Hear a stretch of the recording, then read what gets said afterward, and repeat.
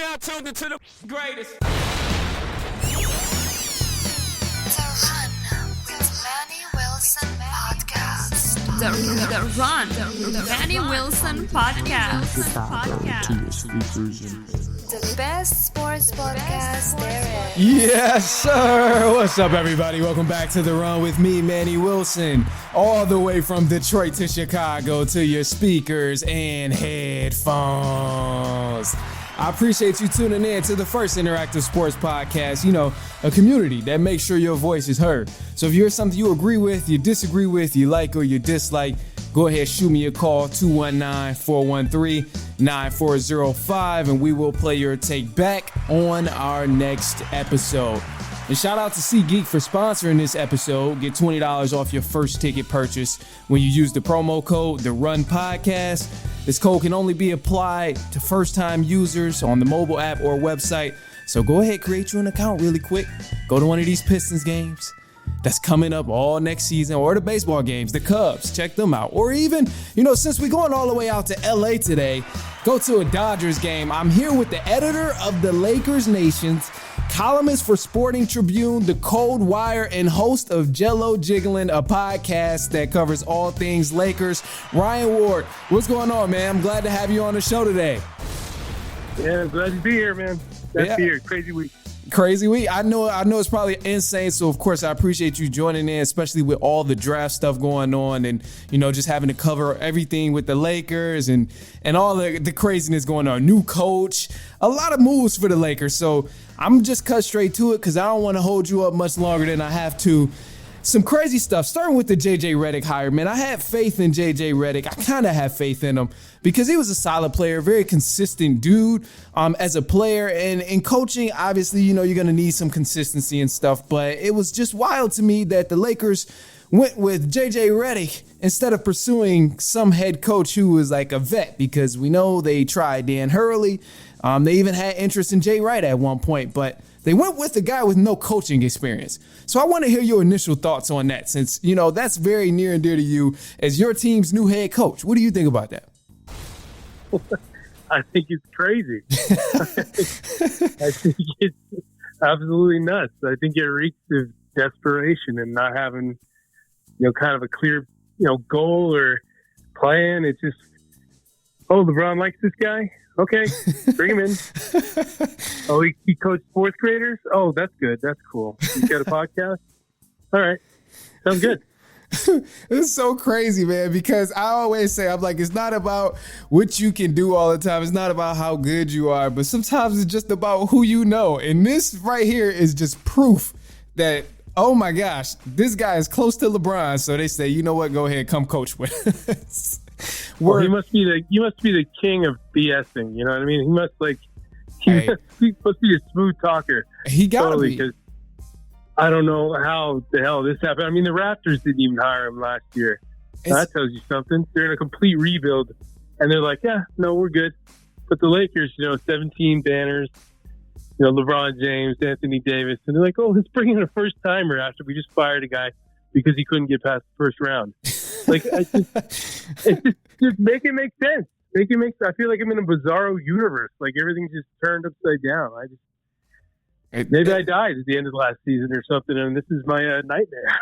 It is wild, man, to think and I didn't expect that, because usually I feel like with most players who turn into coaches, right away, we don't see them go to a head coach. Immediately, no. We sometimes see them, work their way up like assistant coach they're somewhere on the bench, helping head coaches out. But to go to an immediate head coach, and with the Lakers, oh man, I'm not a big Lakers fan or anything, but I expect more out of the Lakers.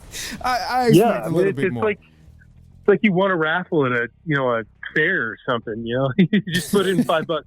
Oh, maybe I'll win. Oh, I won the job? Okay, cool. Yeah. It's just, the guy is smart. I'll admit, that press conference, I had no idea what to expect.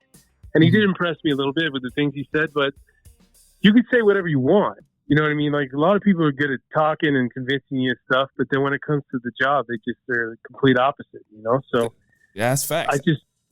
I don't know what to expect, man. I think there's so much such a small margin for error that it's not good, and the odds are so stacked against him, it's not good. There's just, if it starts to go wrong, it's gonna go really wrong. You know what I mean? Yeah, it's gonna be a lot of drama, a lot of crazy headlines y'all gonna be talking about. And then if they draft Bronny in an hour or whenever they get on the clock, that's gonna be a whole other ball of wax. It's just I don't. It's like almost like the get as much drama and crap in this city. Let's draft the first timer. Let's bring back a 40-year-old, and then draft a kid who should probably not be in the NBA.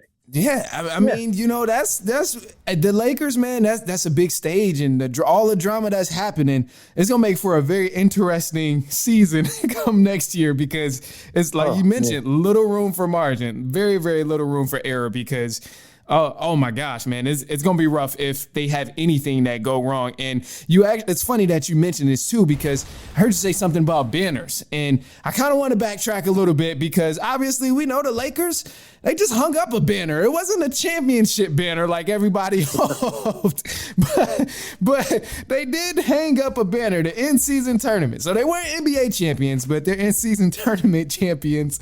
And I gotta ask you, man, covering this, I know it was like crazy and so many different opinions, but I want to hear your thoughts on the in-season tournament championship banner. Well, it means nothing.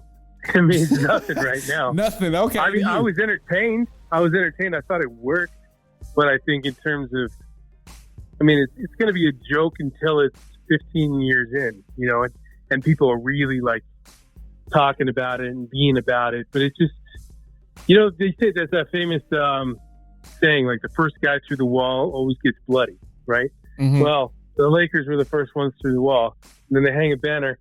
And then go figure, the Celtics, their arch rivals, go win the championship. There couldn't be more wrong things to happen consecutively than has happened to the Lakers. It's mind blowing. It's almost like somebody made a deal with the devil, and now he's come to, collect. It's rough. It's rough for the Lakers, man. It sucks. I mean, obviously, whatever. I'm happy the Lakers won it. Cool, whatever. I didn't really care who won the in-season tournament, but it's crazy, because I just know if this was any other team, it wouldn't even have been a discussion. It wouldn't even been a discussion like, oh, are they going to hang up the banner? But the fact that it's the Lakers just make it so much crazier. So that's why it just really stood out to me. And like, speaking of the playoffs, obviously we know Celtics won, and the Lakers, they kind of got cut off short early in the playoffs to the Denver Nuggets once again. And I've been seeing the rumors, correct me if I'm wrong, I've been seeing the rumors and stuff about LeBron possibly getting another big deal, kind of leading him into age 42 or 41 or something like that. And, I thought a big problem was that it was only LeBron last year in the playoffs. It was just too much LeBron and not enough AD and Reeves and D'Lo. It was just not enough help, because when Brown was out the game, it was no scoring at all. And I'm like, for a guy in his 20th something season, it shouldn't be that way. And I'm just curious for you, have you seen anything that was different from what I noticed about LeBron? Was it a different problem? Maybe something that changed along the course of the season that didn't really click in the playoffs? Was it anything that was different? No. It's been the same thing for the last 3 years. Mm. Like, I think ever since they won the title in the bubble, it's been exactly the same thing over and over again. Like, this all started when they broke up that championship roster. That roster was perfect. Man, with Rondo. Right? It was good. They just had the blueprint for a team that could have been successful for years, or at least maybe 2 or 3 years, right? Absolutely. And then they just go, oh, let's just blow it up. Like, what? Really? Okay. Genius move. And then, they just totally fell flat the next year. And then injuries just started to take over. Crazy. And that's been the narrative for 3 straight years. Like, oh, if we only just got whole, or if we got healthy. It's like, dude, every team in the league is dealing with injuries. You're not the only one. That's fact. So it's like, it's just leaning on excuses, and it's just crazy to me that they're just going to do the same thing again. They're like, oh, let's run it back for 3 more years with LeBron for $160 million or whatever it is. Crazy. And then we'll bring on his kid. We'll make him feel even more comfortable. The Bronny James. I'm guessing you're not all in on the Bronny James picking him up. You're not all into that, even though it's a good storyline. Guessing you're not in on it. Hell no, it makes no sense. I agree. It is loco, man. It's like and they just drafted a guard. I think he's a guard. Dalton. Was Dalton what? Connect, right? Yeah, That's Connect. Yeah, the shooter, and he might be a help. Oh yeah, I mean that was a good move. That's the first good move I've seen in quite some time. In a minute, huh? You know? Yeah, and that might have been a mistake. They might have, had the wrong name in there or something. But I don't know, man. It's laughable at this point. And you know what? I've been covering this team for over a decade, and I've never on the team and the team's best player like this before ever.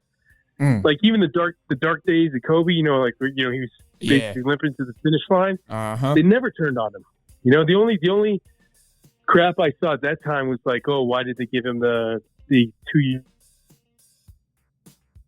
thing, right?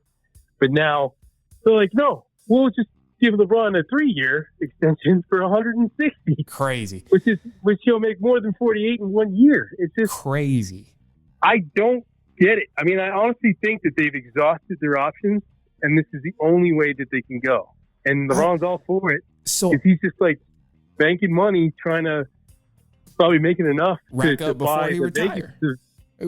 Buy the Vegas team or whenever that happens. Yeah. Oh yeah. Because they want to expand. So that may be a case. And it's weird to me though that obviously we know LeBron is on the back end, but you have a young star in Anthony Davis who the talent is there, the potential is all there, but I heard JJ Redick say they want to fully invest in an AD, running the offense and all of that. But I'm like, okay, well, why not really shift the offensive game plan, the defensive focus, to surround Anthony Davis rather than LeBron? And to me, at least looking on the outside, I haven't seen that. Have you seen anything different? Correct me if I'm wrong. No, like I said, it's the same thing every year. They don't. They say they're going to do one thing and then the complete opposite happens, or just the same thing happens. And I honestly think for the first time ever, maybe it happened in the past, but the first time ever, so obviously, they're just trying to make money. They're just trying to put butts in the seat. LeBron sells a lot of jerseys, sells a lot of crowds. They probably want to get that farewell tour, and that's going to really, really make a lot of money, right? So they're just thinking dollars and cents. They're not thinking of W's. And as, Laker fans, that pisses them off. Yeah, y'all about the W's. Y'all about the wins, man. Yeah. Y'all are about exactly. That's one thing LA is known for, and I respect the hell out of LA because they win. And it's like, as much as I dislike some of the fans and, the organization, the way they run things, it's like you gotta respect it because they had the winning history. So you gotta respect it. But look, Ryan, I know you gotta get out of here soon. So I'm gonna just ask you 3 more things, man. I just need you to finish the sentence. Some of these are set up. I'm gonna be honest right now, but I need you to just finish the sentence before we wrap up and cut to this JJ Redick clip. So finish my sentence here. The Los Angeles Lakers will win their next NBA championship by never. Never. No, I'm just kidding. I was about to say, damn, never. I would say a decade, dude. I would say 10 years. 10 years. Okay, 2024, so 2034. So what I'm hearing is the Pistons are going to be playing the Lakers in the finals. I'm a Pistons guy. But that's what I'm hearing. So that's what I said Pistons got into 2034, 2038 to really start going back. So that's what I'm hearing. Lakers, Pistons, 2034 NBA finals. Bet. I love it. All right, another sentence here that you got to finish. The Denver Nuggets are the Los Angeles Lakers. Achilles heel. I knew you wasn't going to say the Lakers, Daddy, but I had to throw it out there. I had to set you up. And then last thing too, man, you just drafted Dalton Connect. So Austin Reeves and Dalton Connect are? Woody Harrelson clones. Woody. Okay, I'll take it. Those dudes are dope, man. That's gonna help the Lakers a lot, man. I really like that y'all stacked them up. And again, man, I'm not Lakers fan, nothing, not huge on the Lakers, but I think that's dope. That those two are together, and it should help. But ultimately, think we'll still see the same thing we've been seeing over the past few years, like you mentioned. Yeah. But anyway, Ryan, man, let the people know where they can follow you. I'm gonna play this JJ Redick clip, and then that'll follow after you share, your socials and everything there. So where can the people follow you? Where can they listen to the new podcast as well? Well, I get the same handle pretty much everywhere. It's at Ryan Ward LA. That's Instagram, TikTok, YouTube. I know I'm forgetting another one. And then my Dylan podcast is on the Believe Broadcast Network, so that's where you can find that. And it's on all of them, like Apple Podcasts, Spotify, yada, yada, yada. Okay, bet it up, man. Of course, man. I appreciate you tuning in. Ryan, we definitely will be in touch throughout the season as well. And I'm going to leave you guys with the JJ Redick quote. This is JJ Redick via, what is this audio from? I got it from the NBA. Yeah, audio from the NBA via JJ Redick. Here it is. What misconceptions or concerns about you that you've heard in the last few weeks are you the most looking forward to dispelling when you're the coach? It's a valid question, and I've certainly heard everything. It's been a really interesting 6 weeks or so, just in terms of being part of the engagement farming industry. It's been really interesting. However, I don't really have a great answer for your question because I really don't give a fuck. Honestly, I want to coach the Lakers. I want to coach the team. I don't want to dispel anything. I don't. I want to become a great coach in the NBA, and I want to win championships, and I want my players to maximize their careers. That's all I fucking care about.